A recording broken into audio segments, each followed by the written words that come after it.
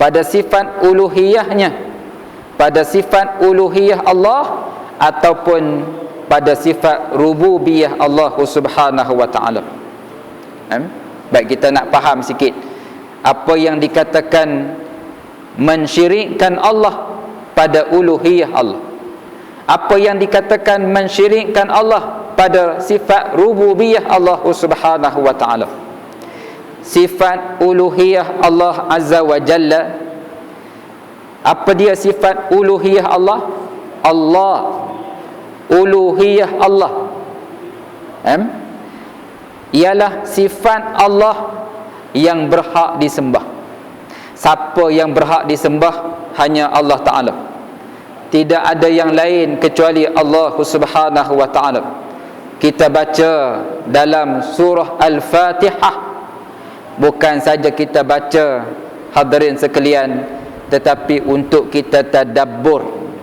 Tiap-tiap kali kita baca, kita tadabbur, ada kelazatan, ada kefahaman, dan membawa diri kita dekat dengan Allah, menyatakan bahawa kita adalah hamba Allah.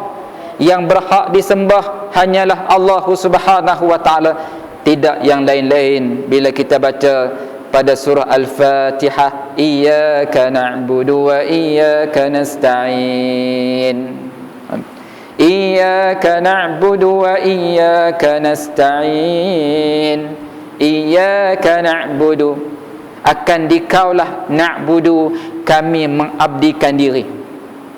Kita baca 17 kali sehari semalam nak menyatakan pada Allah, ya Allah, kami ni adalah hamba-hambamu, ya Allah. Kami bukan hamba dunia, kami bukan hamba harta, kami bukan hamba wanita, kami bukan hamba-hamba yang lain. Kami adalah semata-mata hamba Allah yang mengabdikan diri kepada Allah, setia taat untuk patuh kepada perintah Allah Subhanahu wa ta'ala. Allahu Akbar. Ini adalah ikrar kita, pernyataan kita. Apa yang kita baca, bukan sekadar baca, kita faham dan kita nak hayati serta menterjemahkan dalam kehidupan bahawa kita hanyalah hamba kepada Allah Subhanahu wa ta'ala. Di sifat uluhiyah Allah Azza wa Jalla ialah sifatnya berhak disembah, dicintai. Siapa? Allahu Akbar. Yang patut kita cinta, nombor satunya ialah Allah Subhanahu wa ta'ala. Cinta kepada Allah mesti lebih mengatasi daripada cinta daripada yang lain, daripada Allah Subhanahu wa ta'ala. Hadirin yang dirahmati Allah, kita kasih tak dekat Allah? Adakah kita kasih kepada Allah Subhanahu wa ta'ala?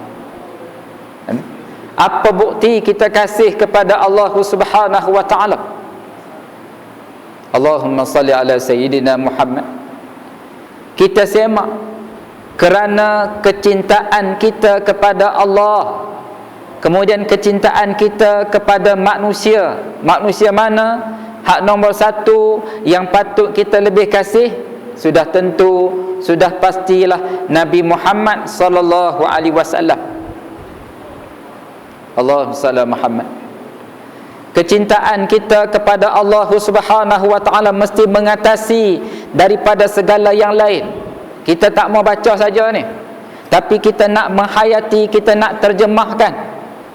Lagu mana nak terjemah? Allahu Akbar, Allahu Akbar. Bila kita dengar azan, apa dia makna Allahu Akbar, Allahu Akbar?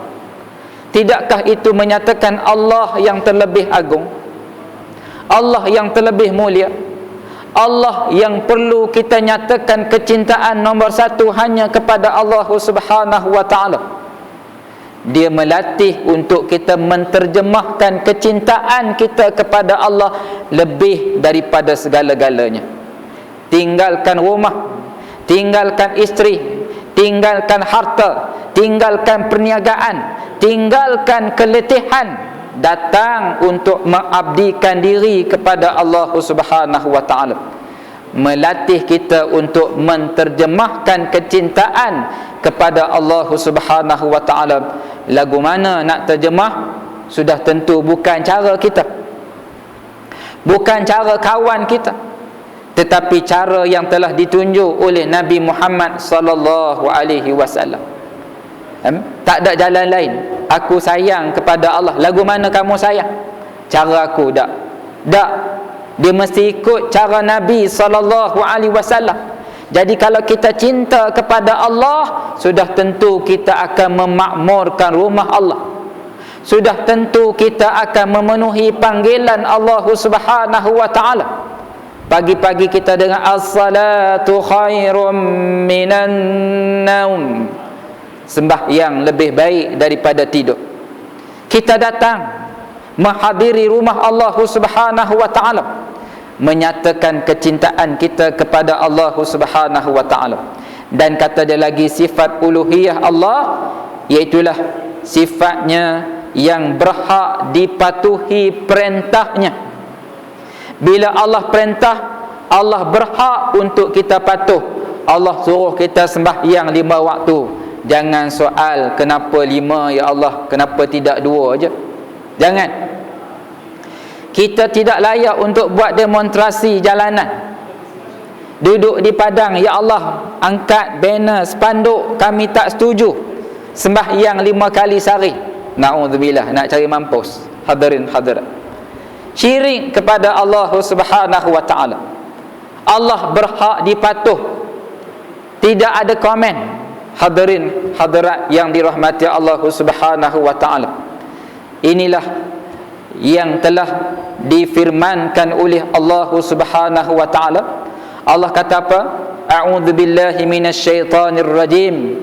Innama kana qaulal mu'minina idza du'u ila Allahi wa rasulih liyahkuma bainahum ay yaqulu sami'na wa ata'na. Allahu akbar. Innama kana qaulal mu'minina idza du'u ila Allahi wa rasulih ila Allahi wa rasulihi liyahkuma bainahum ay yaqulu sami'na wa ata'na. Sadaqallahul azim. Allah kata lagu mana? Innama, hanya saja kata Allah, kana qaulal mu'minin, perkataan orang-orang yang beriman. Kita beriman tak? InsyaAllah kita beriman.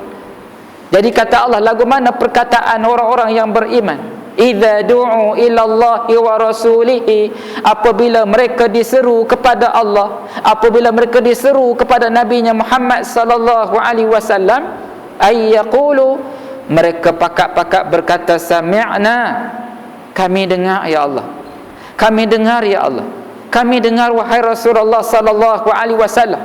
Apa dia setelah kamu dengar? Perkataan mereka ialah wa ata'na, kami taat ya Allah, kami taat ya Allah, kami patuh ya Allah, kami patuh wahai Rasulullah sallallahu alaihi wasallam. Allah SWT Muhammad. Dan kata lagi sifat uluhiyah Allah, iaitulah sifatnya yang berhak ditumpui dan dipohonkan untuk mendapat segala kebaikan. Ya, kita nak kebaikan, kita minta pada siapa? Allah, bukan manusia, bukan YB, bukan YAB. Ya, tetapi yang pertama-tamanya ialah kepada Allah Subhanahu wa taala. Nabi sallallahu alaihi wasallam ajak kita doa lagu mana? Doa Rabbana atina fid dunya hasanah wa fil akhirati hasanah wa qina adzaban nar. Allahu akbar. Kalau tak doa yang lain pun, Masya Allah, doa ni mencakupi segala kebaikan dunia dan juga segala kebaikan akhirat. Tak cukupkah apabila Allah mengurniakan segala kebaikan dunia? Allahu akbar. Kalau Allah sudah mengurniakan segala kebaikan di hari akhirat, apa lagi kita nak? Hadirin hadirat yang dirahmati Allah, Rabbana atina fid dunya hasanah. Dia bukan doa sebagai adat, saya tidak, untuk kita hayati, untuk kita atur kehidupan supaya mencari kebaikan, bukan saja minta tetapi berusaha mencari kebaikan, mencari redha Allah untuk mendapat kebaikan daripada Allah. Rabbana atina, wahai Tuhan kami, kurniakanlah kepada kami fid dunya, di dunia ini, hasanah, kebaikan, wa fil akhirati hasanah, dan di hari akhirat juga bagi kebaikan ya Allah, wa qina adzabannar, dan peliharalah kami daripada azab api neraka Allah. Allahu akbar. Inilah kejayaan yang sebenarnya. Apabila Allah dah bagi kebaikan dunia, Allah bagi kebaikan akhirat, dan Allah jauhkan daripada api neraka Allah, apa lagi kita nak, hadirin yang dirahmati Allah sekalian? Allah subhanahu. Jadi yang perlu kita bagi tumpuan, yang berhak untuk ditumpui, yang berhak untuk kita pohon ialah Allah subhanahu wa ta'ala. Kita baca dalam surah Al-Ikhlas, Qul huwallahu ahad, Allahus samad, lam yalid wa lam yulad wa lam yakul lahu kufuwan ahad. Allahus samad, Allahus samad, Allahus samad. Allah tempat minta, Allah tempat kita minta, tempat tumpuan untuk kita minta ialah Allah subhanahu wa ta'ala. Hadirin hadirat yang dirahmati Allah, di surah Al-Ikhlas mengajar kita supaya mentauhidkan Allah, tidak mensyirikkan Allah, menyatakan keesaan Allah, dan bahawasanya Allah lah tempat kita mengadu, Allah tempat kita minta, dan Allah lah yang mengabulkan segala doa-doa kita. Hadirin hadirat yang dirahmati Allah sekalian, Masya Allah. Dan kata dia, dan menolak sebarang malapetaka. Siapa boleh tolak malapetaka? Allah. Allah bukan tok bomo. Yang tolak bala Allah, menolak segala malapetaka Allah, dan segala perkara-perkara yang tidak diingini juga Allah subhanahu wa ta'ala. Kan Nabi ajak kita, subhanallah, lagu mana untuk mengajar kita supaya mentauhidkan Allah? Hidup dengan doa. Hadirin hadirat sekalian, hidup dengan doa. Nak turun rumah jangan turun seturun-turun tak ada doa. Jangan. Ad-doa silahul mu'min. Doa adalah senjata orang beriman. Turun rumah tak ada doa, naik kenderaan tak ada doa, makan tak ada doa, masuk jamban tak ada doa. Seperti orang yang hidup tidak membawa senjata, seperti orang yang berperang tetapi tidak membawa senjata. Kata Nabi SAW, ad-du'a silahul mu'min. Doa adalah senjata orang yang beriman. Masya Allah. Di antara ajaran Nabi SAW, kita baca bismillahi tawakkaltu ala Allah, la hawla wa la quwwata illa billah. Turun daripada rumah nak datang surau, daripada rumah nak pergi tempat kerja, daripada tempat kerja nak balik ke rumah kita, Masya Allah, 1001 macam benda yang boleh berlaku kepada kita. Hadirin yang dirahmati Allah, kepada siapa kita nak sandar? Siapa yang bagi keselamatan? Siapa yang jauhkan kita daripada malapetaka? Allah. Allah. Tauhidkan Allah dalam kehidupan, sandarkan kita punya pengharapan kepada Allah. Naik kata bismillahi tawakkaltu ala Allah, la hawla wa la quwwata illa billah.